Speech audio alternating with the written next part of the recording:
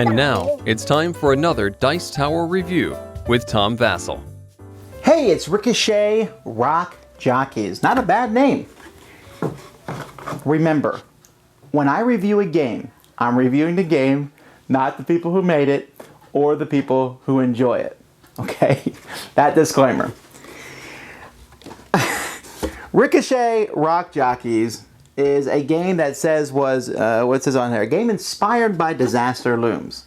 Now, Disaster Looms, and you'll see my review of that, is a game that I enjoy, although has some horrific production quality to it. But it is a game that's interesting and fun.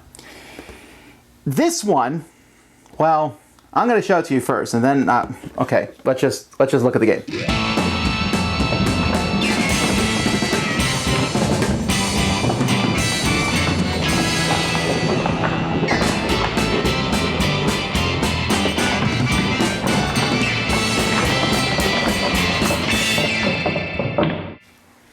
At the beginning of the game, you're going to make a grid here with the different tiles included in the game, and each player is going to place their ship on Earth. And yes, this is a funky looking ship, which kind of looks like a city.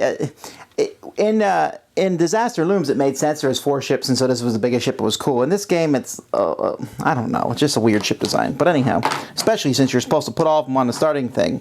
Oh, that's fun. But anyhow, on your turn, you have one of 3 actions. You can explore, which means turn over this tile, and then you might be able to move on it. Unless, of course, you were unlucky enough to turn over a gas giant, then your turn's over and everyone laughs at you, haha. Or you might land on an asteroid field. When you land on an asteroid field, you'll draw the top card of this deck, and you will simply look at the good up here, and that's the kind of good you get. Here's Platinum, which is kind of a design from, I think, Photoshop or something. And there's different cards will offer different things. Sometimes they're radioactive, sometimes they're gold, sometimes they're platinum, sometimes they're wild, woo! And sometimes at the bottom of the card, it will say bonus. Yay, when bonus, that means you get 2. Okay, everything else on the card doesn't really matter. So there's that. So then you put those in front of you. Now, as you're exploring around here, you'll find lots of asteroid fields, and if you don't want to explore, you can always simply move 1 or 2 spaces to an asteroid field and mine there. Then you'll find a colony. When you find a colony, you turn over the top card, and you look at the number on it. This says 1. So you would put 1 person on that colony. If it had said 4, you'd put 4 people in that colony, 2 or 3. And that's how many people. If I can get to that colony, and I count the number of colonists there, and I deliver that many goods of the type that matches the color of that colony, then I get those people. Woo! I can also go to Earth and deliver any 4 goods and get a person. Woohoo! The game will end when everybody runs out or when someone reaches a certain number of people. Let's say in a 4-player game, you have to get 7 people, 7 deliveries, and when you do that, you've won the game.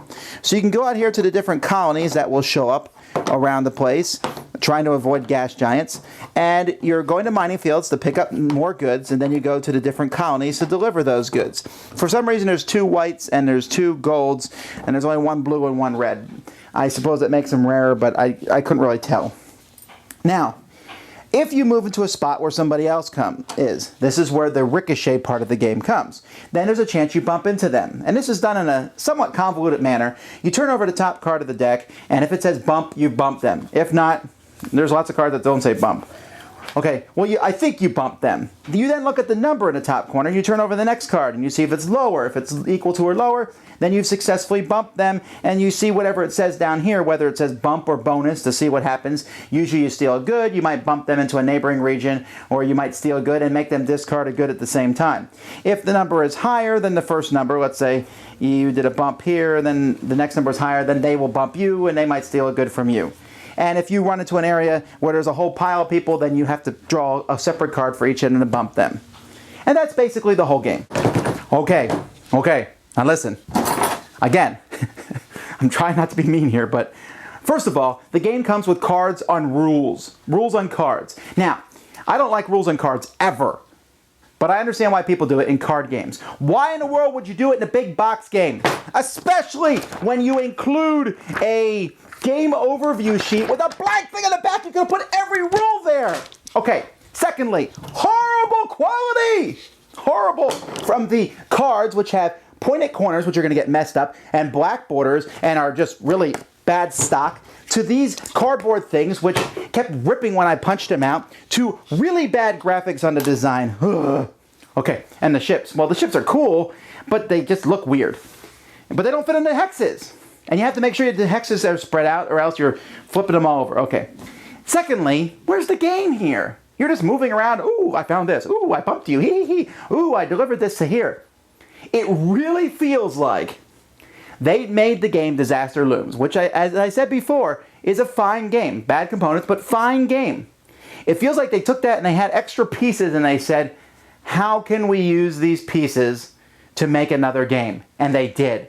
But did people really like this? I'm sorry. This is a stinker. I mean, a really bad game. There's a bit of humor like, ooh, I ran into you, I bumped you, but there's really no strategy, no rhyme or reason. There's no reason to go over here. You might as well just go grab goods and see the closest place to deliver them, and the deck is just so totally random. Oh, I got 2 wild resources of my choice, and you got 1 blue. Or you went into that area and it's a gas giant, so your turn's over. I went over here and got a double wild. Hoo-hoo. That's just so lucky and crazy. And for the size of the box, I mean, if this had come out with better rules, better components, in a smaller box, and maybe some tighter, easier way to do the bump thing, instead of drawing multiple cards, just put all the information on one card. Say, bump, you win, or whatever. It's odd. I mean, the game gives you an advantage for bumping into other people. The odds of you bumping them is higher than them bumping you, and the things that can happen to them is worse than can happen to you, so why not? So the game devolves into people like, oh, I'm going to run into this crowd and hit 5, there's 2 ships there. I'll hit them both. And then the next guy's like, oh, now there's 3 ships there. I'll hit all 3 of them. And you're flipping cards, and the corners are hitting into your fingers. I'm sorry. I cannot say anything against the designers because I did enjoy Disaster Looms design. I thought it was a unique, interesting design. But this one is just bad on every aspect. Ricochet Rock Jockeys. Thanks so much for watching the Dice Tower videos. Find more great videos and reviews, as well as our top-rated audio podcast at Dicetower.com. You can also find the latest board game news at Dicetowernews.com. I'm Eric Summerer, and you've been watching The Dice Tower. The Dice Tower is sponsored by Fun Again Games, the world's best game source. Fun Again Games has over 5,000 games available. Check them out at funagain.com. Shut the door! That's right. Shut it. There.